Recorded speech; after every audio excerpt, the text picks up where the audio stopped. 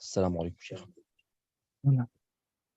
Bismillah ar-Rahman ar-Rahim. Inshallah, we carry on with our fiqh today. We were taking Ahkamul Abar. Ahkamul Abar, those rulings regarding the well. Okay? And what applies to the well in terms of Ma'ul Qalil and Ma'ul Kathir, meaning what we learned in Ma'ul Qalil and Ma'ul Kathir also applies to the well. So if it's a lot of water, it's not going to become dirty unless one of the awsaf changes. All these masail that they're speaking about, that we took with regards to the well, are generally speaking about a smaller well. So they say if any najasa falls in, you must clean the whole well. Any najasa. Then they tell you if any animals fall in and die, and as we took, if depending on the size of the animal, if it dies inside, how long it's been dead, etc. After that, they move on to what's called Ahkamul Asar. Asar, written like this: Alif with a mud, Sin, Alif, and Ra. That's the plural of Su'r. Su'r is the leftover water after somebody or something has drank. Okay? So why they tell you this? Because sometimes you've got water that an animal drinks from, wild animal drinks from, another person drinks from. What's the ruling on using that water to make wudu? So first off, very easy. Just summarize the whole chapter for you. There's one type of su'r, one category, which is tahir. Tahir meaning they're talking about the leftover itself. So if somebody drinks from a water, from a glass, for example, then this water that's remaining, what's the ruling on it? Can you make wudu with it or not? Is it pure or it's not pure? So first is they tell you the su'r of a human being is clean, tahir.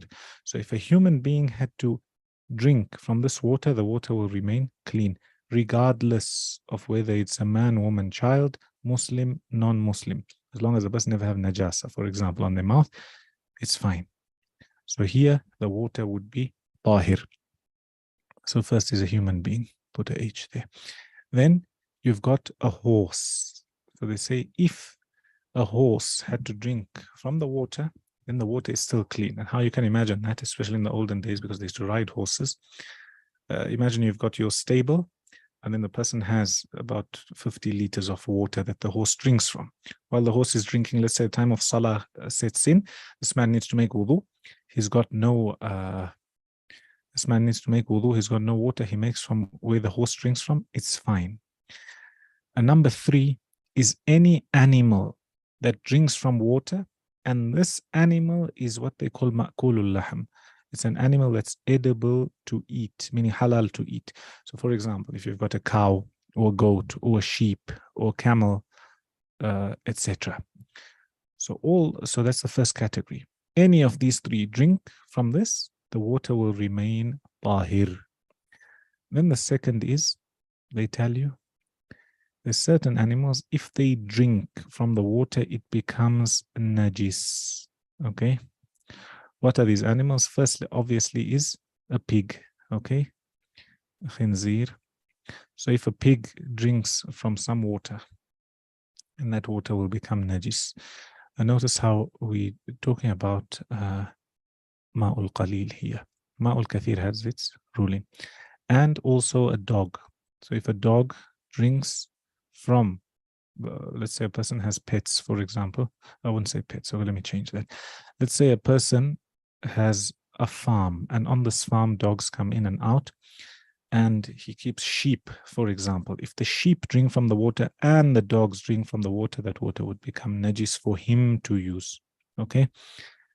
And the third, they say, is any wild animals. So if the wild animal drinks from the water, then they say it becomes najis, that water. Okay. Number 3, and this we're talking about the Hanafi madhab. Number 3, they tell you that water which is still clean, but makruh. So some of these animals, when they drink from the water still remains clean, but it's better to use other water which they haven't drank from. The first they say in the Hanafi method, they say a cat. So if you've got a cat, for example, and the cat drinks from your water for wudu, and they say it's makruh to use that water if you don't, if you have any other water. So, for example, let's say you've got 2 buckets of water, one the cat drinks from, and the other the cat doesn't. They'll say to use the one the cat drinks from is makruh. It's better to use the other one. If you don't have a choice, then it's fine. You use that water. Second is they say dajaja al mukhalla. Mukhalla is an animal that's been dajaja is a chicken, and the specific description is this chicken has mixed with najasa. So, for example, with its beak, it's eating, and they eat all sorts of najasa. So, if this chicken then had to drink from the water, they'll tell you it's makruh, disliked to use the water. Okay. Number 3, they tell you any wild birds, meaning birds of prey, etc. So, for example, an eagle, falcon, etc. So any of these birds, if they had to drink from a water which is less, then the water becomes makruh to use. Okay.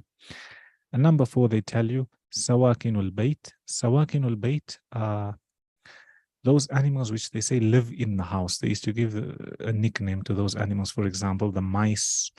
And in the olden days, used to have snakes in the house, etc. So if a mouse or a rat had to drink from the water, they'll tell you that water is makruh. Okay. Number 4, they tell you some animals, if they drink from the water becomes mashkuk. Mashkuk is from shak, which is doubtful. Okay. Mashkuk. And they give the example of a donkey and a mule. A donkey. Why a mule? A mule meaning half a donkey, half a horse, because they'll tell you that half of it comes from a donkey which is not edible. In fact, the Hanafi madhab, they don't even allow you to eat horses, but they allow the su'r of the horse. They allow the leftover of the horse. So the fact that this has a mix of donkey and horse, we will say something mashkuk, which is doubtful. And here they differ in the madhab. Should a person use it, or should he make tayammum, or should he do both? Okay, 3 different opinions in the madhab. Imam Abu Hanifa, he's of the opinion that the person can make wudu. Imam Abu Yusuf, he says that person makes tayammum. Imam Muhammad says he gathers between the 2. Don't worry, for now you just leave the opinion, just know that this is called ma'un mashkuk. And then number 5, they speak about nabidh. Nabidh, if you have water and you put dates inside this water, in the olden days, they put the dates in the water and they used to leave the water. So it would become sweet. And then after, let's say a person drinks it within 1 day, 2 days, they say about the 3rd day it starts fermenting, so you throw it out. So are you allowed to make wudu with water, with nabidh or not? Here, in fact, sorry, the difference of opinion that I mentioned to you in mashkuk is actually in nabidh. Are you supposed to make wudu with nabidh water or not? Imam Abu Hanifa is of the opinion make wudu. Imam Abu Yusuf is of the opinion that make tayammum.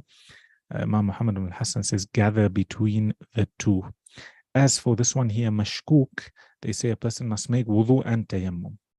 Here they say person makes wudu, yatawadda, wa yatayammam. Okay. So let's say you've got water. A person has a donkey that he rides. This donkey drinks from the water. After he makes wudu, then he must make tayammum. As for nabidh, that's when they tell you 3 opinions. Imam Abu Hanifa says you can make wudu from water which is from nabidh. Imam Abu Yusuf says make tayammum. Imam Muhammad ibn Hassan says you should gather between the 2. Okay? That's ahkamul asar, leftover water from an animal, from the drink of an animal. Any question? Or did you understand? When it comes to the dirt or the sand used to make tayammum, In which category to place it? Tayammum is still Tahur going to or come. Tahir? Tayammum is going to come. Oh, okay. Would water used as engine coolant be clean? Clean meaning to make wudu, or Wudu. are you a mechanic by any chance? Have you seen engine coolant? Sometimes engine coolant, they use the blue fluid or they use actual water. That's You why I was meaning asking. distilled water? Yeah.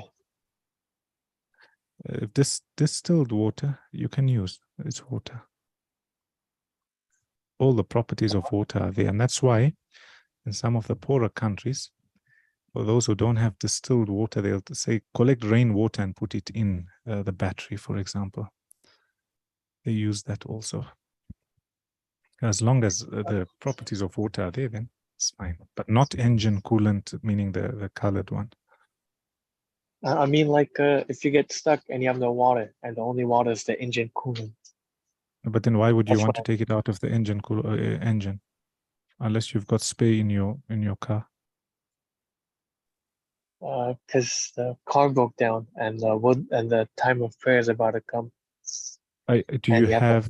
Do you hold on? Do you have a spare bottles in your car, or do you have spare bottles in your car you want to take from the engine itself? From the engine itself. No, there's no mashaqqa in the deen. لا يكلف الله نفسا إلا وسعها. Allah doesn't burden a soul more than it can handle. There's no mashaqqa like that in the deen. That water belongs to the car. When you're going to go or you're going to open it, you're going to make a bigger problem. Also, if you're driving and you have a breakdown, the water in there is boiling hot. How are you going to use it? You would do more harm to your car by trying to take all that out than anything else. But let's say a person got spare bottles in his car. What's distilled water? Distilled water is water that's just been boiled and then cooled down and comes back to its form. They take out like the impurities and that. They say if you put it in so rust doesn't come, etc. Here you would be allowed to make wudu with that water. I have a question. These ahkamul athar Asar with a sin. athar, yeah. For this is from not sa with an S. Asar. Oh, sin. Okay. Sin. Ahkamul athar. These are for the ma'ul qalil. What is the quantity? Yes. What should be the quantity? I told you what's ma'un qalil in the Hanafi madhab. The same applies for even these animals as well. Same. So the minute they taught you what's ma'ul qalil, then they tell you, then they build all these rulings on that. They build all those rulings on ma'ul qalil. The other madhahib differ as to what's ma'ul qalil and ma'ul kathir. Shafi madhab, Hanbali madhab عن قلتين. Maliki madhab say al-ibra bit-taghayyur, according to a different change in it. And there was one mas'ala, in fact I mentioned it at the beginning, but I'll mention it to you again. When they start off with the mas'ala of the well, they tell you any najasa that falls into the well must be cleansed. Meaning all its water must be taken out, considering its ma'ul qalil and considering the water can be taken out. Then they give you, after that they start mentioning that there's some things that if they fall in, you won't have to take out all the water. And that's where they give you these different animals, size of a rat, size of a cat, size of a sheep and bigger. And that's where they also tell you if the well carries on filling up, it's not a well that you can empty. And somebody who mentioned it in better detail than all of them is in Al-Bahr al-Ra'iq. Bahr al-Ra'iq is an explanation of Kanz al-Daqa'iq. So he mentions that in good detail and he speaks about this. As for in Hidayah, as well as Quduri, as well as Al-Ikhtiyar, they don't go into detail on that. They just say the water from the well should be taken out, and then they don't go deeper than that. And that's sometimes what will happen as you read Masail, you go through them, you'll see that some books give you the mas'ala, some go deeper, some then debate inside the madhab at times. So every book is on a different level. But if you learn one madhab like this, where you take the masail first, and then and you're getting an idea of fiqh, you're getting a full idea. Okay, this is a masala of su'ur, masala of the well, masala of ma'ul qalil, ma'ul kathir, etc. And you build properly in one madhab, then the other madhahib, you generally won't have to go all the way down, because most of it you know, it's just the opinion changes. So you'll be able to read on a higher level, inshallah. Any questions on fiqh before we move on?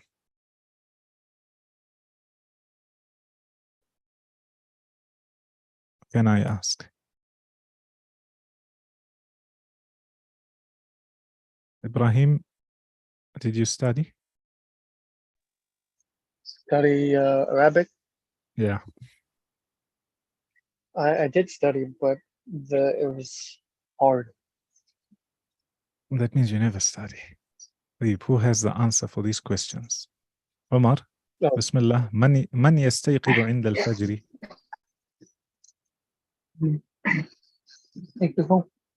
Huh? One was Adil and Faisal.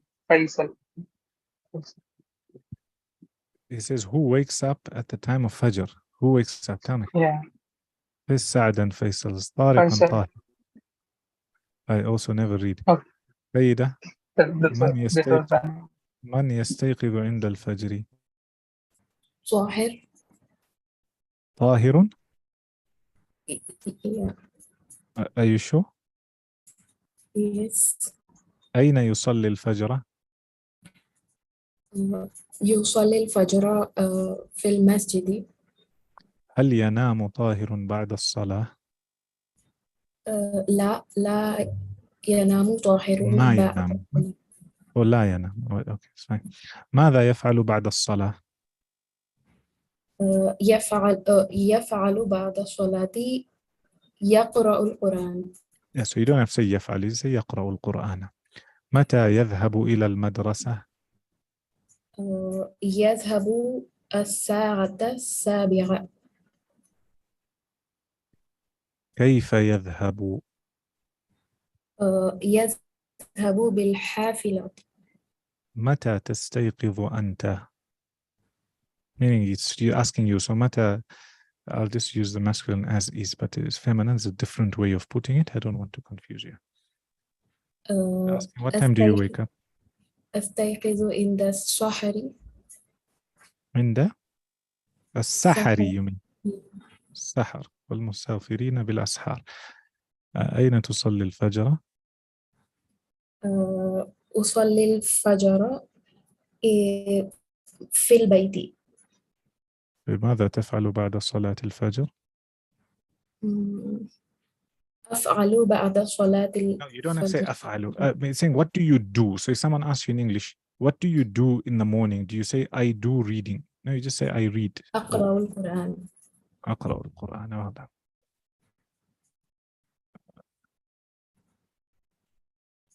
Here you've got al-um and you've got al-ab. Here they're speaking about some household chores. Sayyida, read and translate. Read both. الأم هذا يوم العطلة. This is the holiday. أبو هذا يوم العمل. This is the working day. ماذا ستفعل يا طارق? What are you going to do يا طارق أو طارق؟ سأكنس غرفة الجلوس. I am غرفة is السكون هنا. غرفة غرفة الجلوس. I'm going to clean. Is it clean? أكنس, as you can see from the picture, sweep. I'm going to That's why, sweep. that's why a broom is a miknasa. A hoover Sorry. even. Carry on. Okay. I'm going to sweep sitting room. وماذا ستفعلين يا فاطمة? What are you going to do, Fatima? سأكنس غرفة النوم. غرهانة I am going غرافة. The ra has a sukun on it. سأكنس غرفة النوم. I'm going to sweep bedroom. وماذا ستفعل يا أحمد? What are you going to do, أحمد? سأغسل الملابس. I'm going to wash the clothes. وماذا ستفعلين يا لطيفة? What are you going to do, لطيفة? سأكوي الملابس. I'm going to press. Is it or Iron. fold? I'm going to iron I'm the going to clothes. iron the clothes. أنا سأغسل الطبق. أطبخ. Okay. Yeah. Going to clean utensils. I will wash the dishes. Wash. Okay. I'm going to wash the utensils. وأنا Dishes. Yeah, سأقرأ. الأطباق is not really dishes. طبق. وأنا سأقرأ القرآن. And I am going to recite the Quran. Well done. أطباق is dishes. Yeah, we'll show you here now. We'll show you the vocabulary. Can you see? أطباق, dishes. Yeah. Ibrahim, read the first line, translate. Ibrahim, read the first line, translate. Alright. Pardon? يوم العمل, the day of work. يوم المطلع, the day of عطلة. vacation. يوم العطلة عين طاء لام. يوم العطلة, the day of vacation. At I the mean the back, weekend, holiday. at the back, dishes. يكنس, sweep. ملابس, clothes. يغسل, what's that? Wash. Cleaning, He's putting his clothes in the washing washing. machine. Yeah, washing machine. That's why غسل يغسل. That's why غسل is to take a bath or a shower. And then يكوي, iron or press. Excellent. You guys are going to learn the answers for this tomorrow, and I ask you, Omar, learn Yes, these sir. answers tomorrow. I'm going to ask you, Yes, and Ibrahim.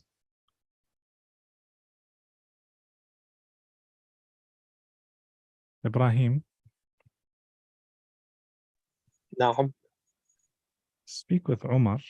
Give us the conversation of you wanting to rent an apartment. Firstly, you go to a place, you greet, you want to ask for an apartment, you ask to see the apartment, you ask which floor the apartment is on, and then you say that it's a beautiful apartment. You and Omar can have that conversation. السلام عليكم. وعليكم السلام. كيف حالك أنت؟ بخير والحمد لله. أريد مشاهدة الشقة. Yes, أريد الشقة. لدينا شقة جميلة. Ask him which floor. كم دور من شقة؟ في أي دور. في أي دور؟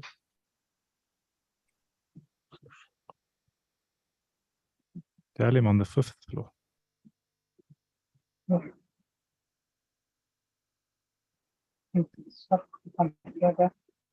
Huh? شقة في الدور الشقة في في الدور الخامس. الدور الخامس. Ask him how many rooms in the apartment. كم غرفة في شقة غرفتان ها كده؟ غرفتان كم غرفة في شقة؟ Tell him in the apartment there are 3 rooms.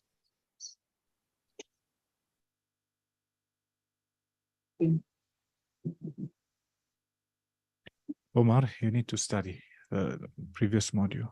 Tomorrow, Yes, Sheikh, I said the answer, but the internet is quite not good. at what? Said شقة. Internet is not quite good. I said Nonetheless, the you need to study. Tomorrow, you study. I'm going to ask you this, I said that.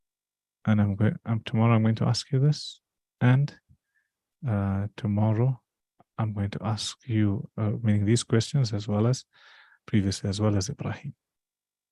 You have to study. If you don't study, then you'll forget everything.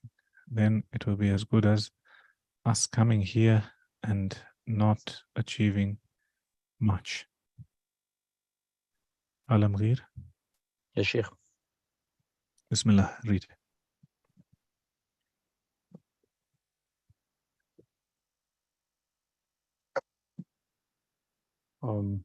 التدريب الثالث شيخ. Yeah.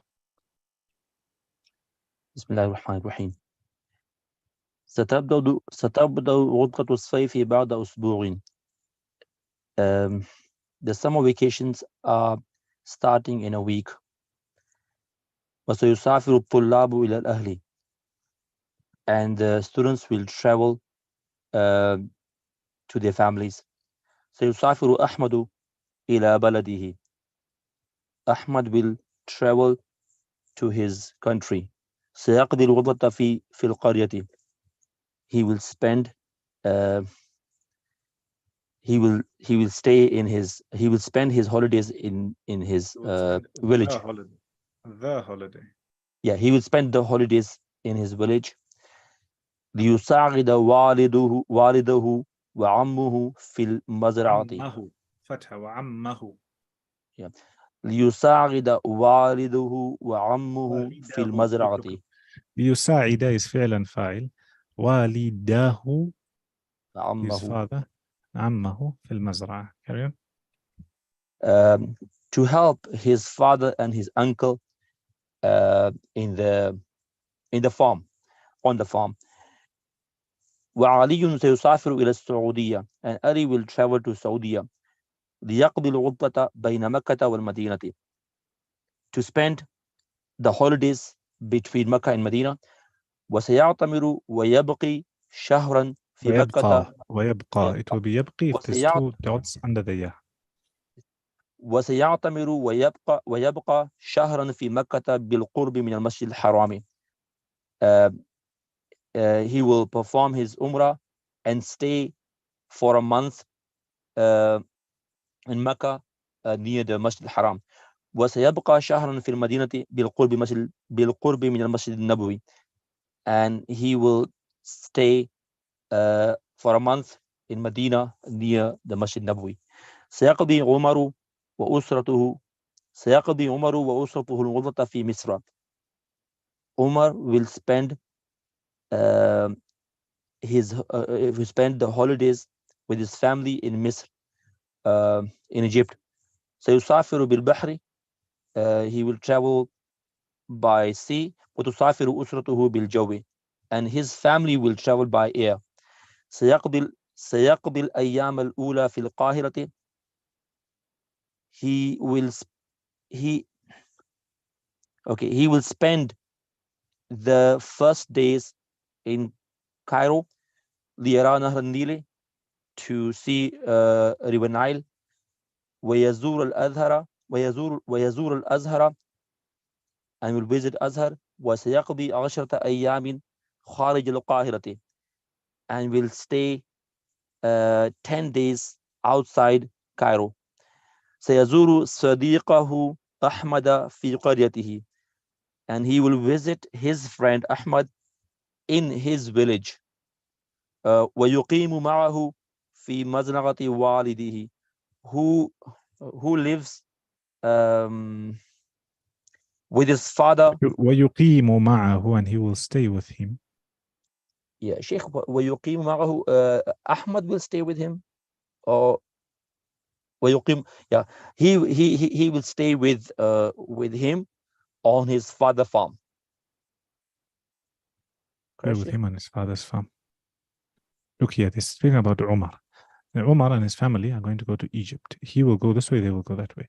Then it says go Egypt, Cairo, Azhar, etc., etc. And it says سيزور صديقه أحمد. He will visit his friend Ahmad. ويقيم معه, and he will stay with him, i.e. Umar will stay with Ahmad. Where will he stay? On the farm of his father, i.e. Ahmad's father. You have a question, but why did they not use the word وَسَيُقِيمُ مَعَهُ? Because they already used the sa. They already used the sa with the yazuru. So if in the tense before, if the No, you tense can is used, can use it if you really wanted to. You can. Okay, No big deal.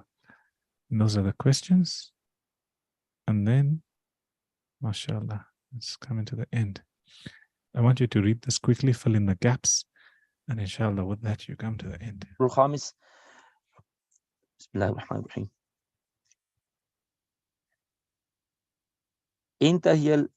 انتهي العام الدراسي. انتهى, that fatha belongs to the bottom word. انتهى العام الدراسي. The school year has ended. وقربت العطلة, and the holidays are approaching, are near. وهذه هي الواحدة السادسة عشرة من كتاب العربية. هي وحدة السادسة عشرة. وهذه هي الواحدة السادسة عشرة. Not واحدة, وحدة. From wow, jump straight on the ha. Yes. وحدة. وهذه هي الوحدة السادسة عشرة من كتاب العربية بين يديك الكتاب الأول. And this is the 16th unit of the module. 16th module of the book العربية بين يديك الكتاب الأول. Can you imagine? Can you imagine? This is the 16th module. Alam Ghira has been here for a long time. He's been through book 1A, and now he's getting the 16th module. You guys are still on the 3rd module. And if you don't do your revision, there's no point in us getting to the 16th module. You have to revise. You have to revise. So those who are in book 1A, revise properly. MashaAllah, he's on the 16th module, and you can see a difference. Whatever he reads, he understands. Carry on. درست كثيرا في هذا الكتاب. I studied a lot in this book. وأستطيع الآن, and now I can, بحمد الله, with the blessing of Allah, أن أتكلم وأقرأ اللغة العربية, speak and read in the Arabic language. And it's true. And hold on, and it's true. If you ask him, he said didn't learn Arabic before. He stuck with us for a while. MashaAllah. And yeah, he is. He can read, understand, and he can write. Carry on. بعد الكتاب الأول, after the first book, سأدرس الكتاب الثاني والكتاب الثالث. I will read the second book and the third book. والكتاب الرابع, and the fourth book, inshallah. أنا أحب اللغة العربية. I love Arabic language. غرفة الصيف هذا العام طويلة جدا. The summer vacation this year are long, very long. 3 أشهر, 3 months. ماذا أفعل في هذه العطلة? What do I do in these holidays? سأسافر إن شاء الله. I will travel إن شاء الله إلى القاهرة بمصر, to Egypt, to Cairo. Qahira is Cairo. Yeah, to Cairo in Egypt. وسأدرس اللغة العربية هناك, and I will study Arabic language there. ذهب صديقي إلى هناك في الصيف الماضي. My friend went there last summer or past summer. Yeah, last summer. وقضى غلطة جميلة في مصر, and spent beautiful holidays in Egypt. سافر إلى مصر بالطيارة. He went بالطائرة. He went to Egypt by air, by plane. وصل إلى القاهرة في الصباح. He arrived in Cairo in the morning. وزار بعض المتاحف, and visited some museums. وفي اليوم الثاني, and on the next day, on the second day, بدأ دراسة اللغة العربية في قسم اللغة العربية. لغتها. في بدأ دراسة لغتي. Sorry, carry on. بدأ دراسة اللغة العربية في قسم اللغة العربية, and started and he began studying Arabic language in the Department of Arabic yes language. وقابل طلابا they didn't put the shit. Yes. وقابل طلابا من فرنسا وروسيا, and he met with the students from France and Russia. And last line.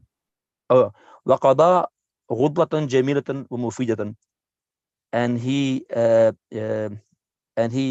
spent good or beautiful holidays and beneficial holidays. MashaAllah, tabarakallah. Allah increase you in knowledge, and Allah grant you the ability to practice on whatever you've learned, and also teach others. You've learned book 1A, book 1B. MashaAllah, your Arabic is good. It's taken you a while, even though I wasn't here that's why we had stopped. But this, bi'idhnillah, will be a foundation for all you guys who are coming after, where I'm going to cut down all this syllabus, and hopefully we can try to make a program where within 1 month or 2 months, somebody can come talking properly. Here at the back of the book, you've just got extra vocab. So they've given you the countries. You can turn that page around and see, given you body parts. Then they've given you different types of mihan, so different occupations, different malabis, different clothes, different foods, different types of weather, fruits, some of the household items, some furniture, as well as vegetables. And this according to all that you've taken. There's just extra vocab. And with that, mashallah, it's book 1B. What I want to do after this, Alam Gheer, as well as you who are in book 1A, we must start Nahu, grammar. In this book, the only issue is they don't introduce you to grammar early. This is all spoken Arabic. Grammar, you learn where to put the fatha, the kasra, the dhamma, sukun, at the end of the word. So at the end of every Arabic word, is it Muhammadun or Muhammadan or Muhammadin? What is it that you learn in grammar? So inshallah, remind me from next week, we'll start with grammar. Those who are in book 1A, please carry on. If you don't study, all I'm going to do is tell you, go back to the recordings, because it only works for all of us if you study. Any questions? Alam Gheer, how did you find the book? Both books? It was really good. I enjoyed it, And you've been learning with us for how long? We started last year, I think, in summer. So it should be, if we count the holidays, I think, then maybe like without the holiday. Maybe 6-7 months. 6-7 months, and we don't teach every day. We teach a little bit, 10 minutes, 15 minutes. Inshallah, we'll get more intensive courses. Hopefully, I will build that for you. Right, Bismillah ar-Rahman ar-Rahim, carrying on with the book, كيف عاملهم, how the Messenger ﷺ interacted with different people. And this chapter 2, and this is where the book starts from. This is the topic of the book. It says how the Prophet of Allah ﷺ dealt with his family, relatives, and those around him. Section 1, how the Prophet of Allah ﷺ dealt with his wives. Here they start. Prophet Muhammad sallallahu alaihi wasallam maintained healthy, mutually fulfilling, and harmonious relationships with his wives, such that his treatment of them is considered exemplary of all times. Upon studying the biography of the Prophet of Allah sallallahu alaihi wasallam and narrations, we learn that he sallallahu alaihi wasallam was very kind and tolerant towards his wives. They could not envisage life without him. Even when he sallallahu alaihi wasallam gave them the choice to be released from the matrimonial bond due to their straitened circumstances, because of his generosity, kindness, consideration, and compassion. The Messenger of Allah sallallahu alaihi wasallam consulted them when making decisions and took their advice. He sallallahu alaihi wasallam encouraged people through his enlightening words to behave kindly to women, and declared that the most perfect of believers is the best of them in character and the one who is the kindest to his family. Following the example of Prophet Muhammad sallallahu alaihi wasallam costs a man nothing and earns him reward from Allah, as well as his wife's love and happiness. Prophet of Allah sallallahu alaihi wasallam provided humanity with the most equitable and humane laws to build family relationships and to cement them with feelings of mutual love, affection, and kindness. They have taken into consideration the natural instincts of both husband and wife and given them appropriate and reasonable opportunities to obtain the satisfaction of their natural desires within the lawful ties of marriage, and forbidden all possible sources of temptation and also means of gratification of oneself outside the fortress of marriage. At the same time, it has tried to protect the lawful interest of both parties in wedlock on the basis of justice without favoring any one party, and provided sufficient safeguards for each against exploitation and aggression by the other party. Thus, it has made every effort to enable them to lead a good and peaceful life in marriage. If in spite of all efforts, the two parties find it impossible to live together as husband and wife, it has given them the way to leave the fortress of marriage without injuring or harming the interests or feeling of the other party. In this matter also, it has treated them equally with justice and benevolence. Both of them are equipped with the proper means to leave their marital relationship with mutual agreement or through the intervention of Islamic legislation, thus giving full consideration to their interests in marriage and in separation, without unduly burdening either of them against their natural desires. Allah the Almighty commanded us to emulate the Prophet of Allah ﷺ and take him as the example, as an example in whose footsteps we should follow. Allah Almighty says, "There has certainly been for you in the Messenger of Allah an excellent pattern," i.e. example. Therefore, all Muslims, each according to his position, must know the Prophet of Allah ﷺ in order to be able to emulate him. A husband cannot afford not to know the Prophet of Allah ﷺ. A ruler cannot afford not to know the Prophet of Allah ﷺ, who was just when ruling. A leader cannot afford not to know the Prophet of Allah ﷺ, who was a stellar example in his leadership. The Prophet of Allah ﷺ was a leading example in the manner he dealt with his wives, and beacon of light that guides people to the best way of treating their wives, which would reflect on their marital life and on the community as a whole. Consequently, this book will focus on the aspect of the marital life of the Prophet sallallahu alaihi wasallam and how he dealt with his wives. You want me to carry on reading? Let's read a little bit, so at least you get something. Examples from the marital life of the Prophet of Allah sallallahu alaihi wasallam. The Prophet of Allah sallallahu alaihi wasallam had 11 wives. Let's learn all the names.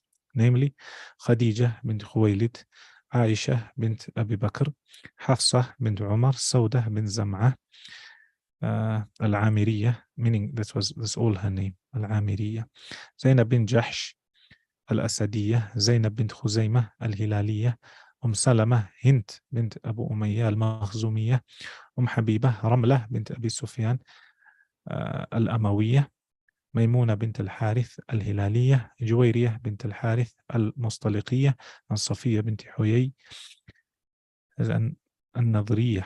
May Allah be pleased with them. He sallallahu alayhi wasallam died while being married to 9 of them. However, Khadija bint Khuwaylid radiallahu anha died before him. The Prophet of Allah sallallahu alayhi wasallam lived a joyful life with his pure wives, which reflected a practical example to the saying of Allah, which means, and live with them in kindness. وَعَاشِرُهُنَّ بِالْمَعْرُوفِ. Kindness here is a general term that encompasses all actions, sayings, and noble manners. Prophet of Allah ﷺ was the best of people in the way he treated his wives. How can this not be the case while he ﷺ was the one who said, "The best amongst you are those who are the best in treating their wives. Indeed, I am the best in treating my wives." Prophet of Allah ﷺ was kind in his treatment, and this is evident in his biography. If people today were to emulate the Prophet of Allah ﷺ in his treatment of his wives, many marital problems, which we often hear about, would be solved. Due to the increase in the rate of divorce resulting from marital problems, we must look into the marital life of the Prophet ﷺ and see how he ﷺ lived his marital life, which resulted in a harmonious, joyful life. How did he treat his wives? How did he ﷺ overlook some of their mistakes? We must do so because he ﷺ is the best example for us to follow and emulate. And then tomorrow we carry on from there. How he would spend his time with them. Let's read one more. He sallallahu alayhi wasallam would spend time with his wives and socialize with them daily. Ibn Abbas radiallahu anhu narrated, whenever the Messenger sallallahu alayhi wasallam prayed the Fajr prayer, he would sit in the place he prayed, and people would sit around him until the sun had risen. Then he sallallahu alayhi wasallam would go to his wives one by one, greet them and supplicate for them, meaning make dua for them. He sallallahu alayhi wasallam would then stay in the house of the wife whose turn was on that day. Notice that the narration says that he sallallahu alayhi wasallam did this daily and the first thing in the morning. His wives never felt that he sallallahu alayhi wasallam was not around because they saw him daily. Compare this with those who desert their wives for days and nights, rather for months on end. Aisha radiallahu anha narrated, whenever the Messenger of Allah sallallahu alayhi wasallam had concluded the Asr prayer, he would enter the houses of his wives and would become intimate to her, I mean the wife whose house he was in. Al-Aini rahimahullah said, the term would become intimate to her means he would kiss and hug his wife, but would not reach to the level of intercourse. Ibn Hajar rahimahullah said, what he sallallahu alayhi wasallam used to do in the early part of the morning was merely to greet, supplicate for, socialize with, and talk to them. Aisha radiallahu anha narrated, it was rare that the Prophet of Allah sallallahu alayhi wasallam would not pass by us, his wives, all. He would socialize with one of us without reaching intercourse. He would go around until he reached the house of the one whose turn is that day, and spend the night at her house. Al-Qurtubi rahimahullah said, he sallallahu alayhi wasallam used to, so as a way of showing kindness to them and comforting their hearts, so that when he left them and ended up at the house of the one whose turn it was that night, they would feel joy and comfort. His wives never felt that he was not around because they saw him daily. And then he says that again, compare this with those who desert their wives for days and nights and rather months. Some people spend hours with their friends daily and stay with them until late at night, so that by the time a man returns home, he would be completely exhausted, his family will have gone to sleep, and he would simply throw himself on bed and fall into a deep sleep. Al-Azim Abadi rahimahullah said, the narration proves that it is permissible for a man who is married to more than one wife to visit other than the wife whose turn it is on that day. It also proves that he may be intimate to her, kiss, hug, and socialize with her. The narration reflects the kind manners of the Prophet of Allah ﷺ, and that he was indeed the best example in how a husband treats his wife. Inshallah, we'll stop there. Ibrahim, are you here? Yes, I'm here. Ready to read? Inshallah, yes.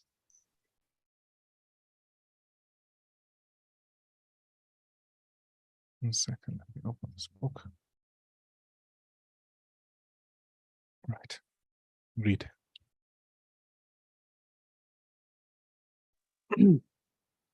Yeah, so the first module I told you that when you're interacting with people, the first rule, don't criticize or condemn them, because you're not going to get what you want. Human nature is that they are full of ego. The second is he's talking about the importance of praising people who do good. We're very fast to criticize fault, but how often do we praise people? Carry on. Some readers are saying right now that they read these lines, oh, fooey, flattery, bear oil. I've tried that stuff, and it doesn't work. Not with intelligent people. Of course, Flattery seldom works with discerning people. It is shallow, selfish, and insincere. It ought to fail, and usually does. True, some people are so hungry, so thirsty for appreciation that they will swallow anything, just as a starving man will eat grass and fish worms. Even Queen Victoria was susceptible to Acceptable. flattery. Yeah. Prime Minister Benjamin Disraeli confessed that he had put, put it on thick in dealing with the Queen. To use his exact words, he said, spread it on with a trowel."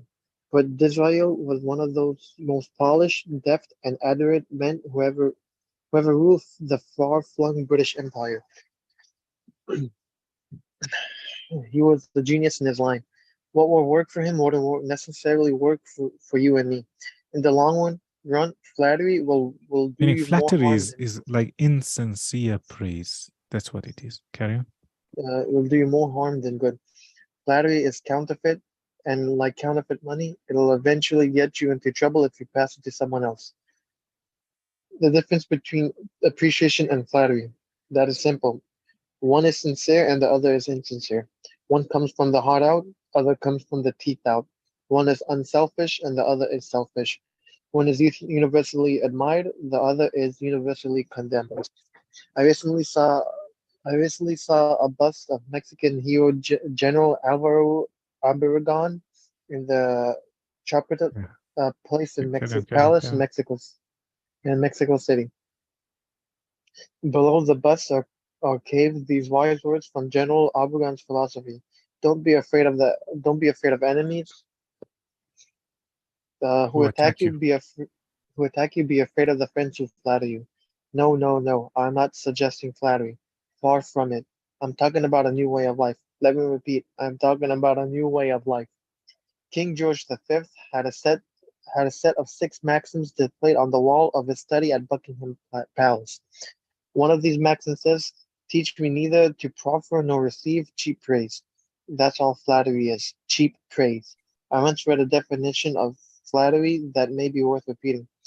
Flattery is telling the other person precisely what he thinks of himself. Use what language you will, said Ralph Waldo Emerson. You can never say anything but what you are. If you all if all we had to do was flatter, everybody would catch on, and we should all be experts in human relations. When we were not engaged in thinking about some definite problem, we usually spend about 95% of our time thinking about ourselves. Now, if we stop thinking about ourselves for a while and begin to think of the other person's good points, we won't have to resort to flattery so cheap and false that it can be spotted almost before it is out of the mouth. One of the most neglected virtues of our daily exercise is appreciation. Somehow, Existence. existence is appreciation. Somehow, we neglect to praise our son or daughter when he or she brings home a good report card, and we fail to encourage our children when they first succeed in baking a cake or building a birdhouse. Nothing pleases children more than this kind of parental interest and approval. The next time you enjoy filet mignon at the club, send word to the chef that it was excellently prepared. And when a tired salesperson shows you unusual courtesy, please mention it. Every And minister, that's true. lecture, If you get into the habit of praising people around you, and as a Muslim, just increase your intention, not for any ulterior motive, a habit that you add happiness to their lives, etc., you find that people really appreciate and you win their hearts over. Really and truly. Messenger of Allah sallallahu alaihi wasallam, he would praise many people, as you'll take in the other book. Carry on. the next time every minister, lecturer, and public speaker knows the encouragement of pouring him or herself out to an audience and not receiving a single ripple of appreciation. Appreciative comment. What applies to professionals applies doubtly to workers in offices, shops, and factories, and our families and friends. In our interpersonal relations, we should never forget that all of our associates are human beings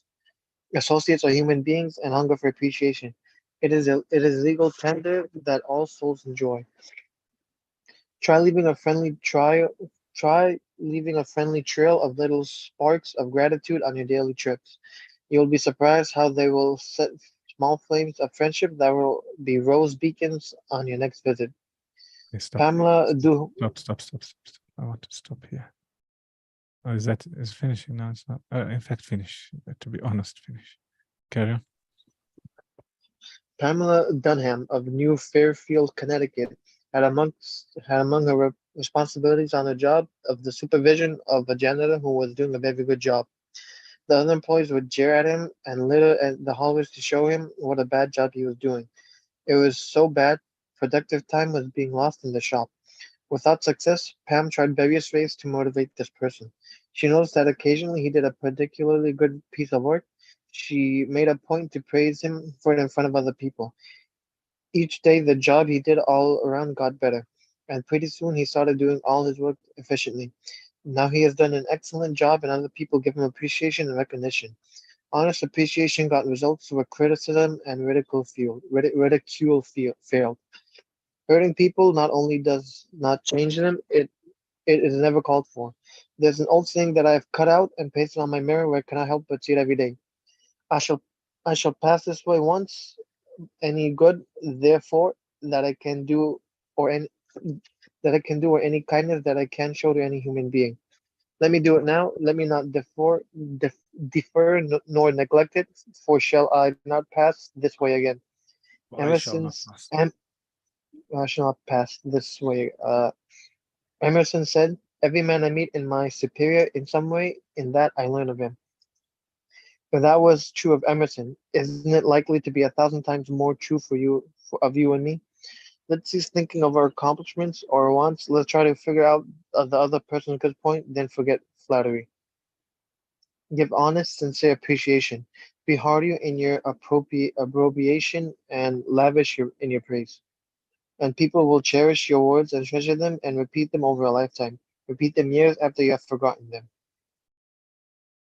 Principle 2 is give honest and sincere appreciation. Try it. If your homework, after you've read this, try from tomorrow, 1, 2, 3, and then give us a report at the end of the week or end of next week or over the weekend. How did all this go? You'll see a huge improvement, very huge. I'll tell you, when I was very young, maybe not very young, about 6, 7 years ago, I gave a Jumu'ah lecture on it was about Friday. There was one guy, he came and he praised me for the lecture that I gave, and he told me what he learned, etc., etc. And in my heart, I thought, oh, how nice of him to come. And funny enough, yesterday or day before yesterday, I was driving and I stopped at one of the traffic lights and looked on the car to the right. It was him or someone else. I said, "Salam, how's it, this, that?" And he says, and I told him, "Oh, I seen you at Isha, but I couldn't greet you because after I lead the Salah, I come straight out of the door." So he says, "Yeah, mashallah, and you read very well."